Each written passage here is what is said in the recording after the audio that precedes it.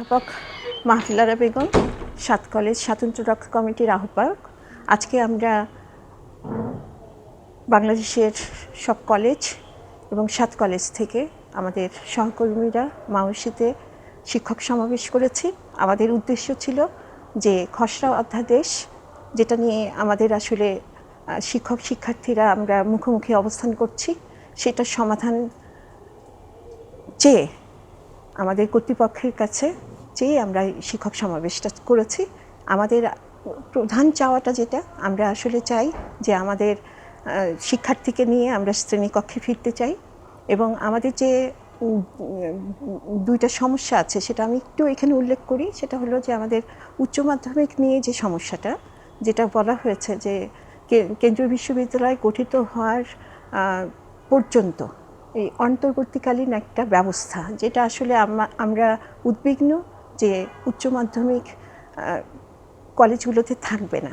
এটা নিয়ে আমাদের শিক্ষার্থীরাও উদ্বিগ্ন, সেটাও আমরা জানানোর জন্য এখানে একত্রিত হয়েছিলাম। আর আরেকটা বিষয় ছিল যে আমাদের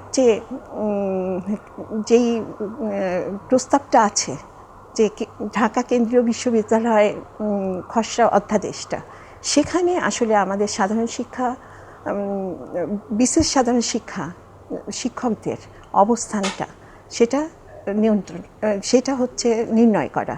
আমরা চাচ্ছি যে প্রস্তাবিত কেন্দ্রীয় বিশ্ববিদ্যালয়ের কাঠামোতে স্থায়ীভাবে সাধারণ শিক্ষা ক্যাডার শিক্ষকদের স্থায়ীভাবে কাঠামোতে অন্তর্ভুক্ত করে একটা অধিভুক্ত করা। এটা হলেই হচ্ছে আমাদের যে সমস্যাটা আছে এখন বর্তমানে, যে শিক্ষকরা তো আসলে ক্লাস নিতে চায়, তাহলেই আমাদের এই সমাধান হবে এবং শিক্ষকরা শ্রেণীকক্ষে ফিরে যেতে পারবে। আমাদের বিনীত অনুরোধ আছে কর্তৃপক্ষের কাছে, এটা যেন অনতিবিলম্বে সমাধান হয়।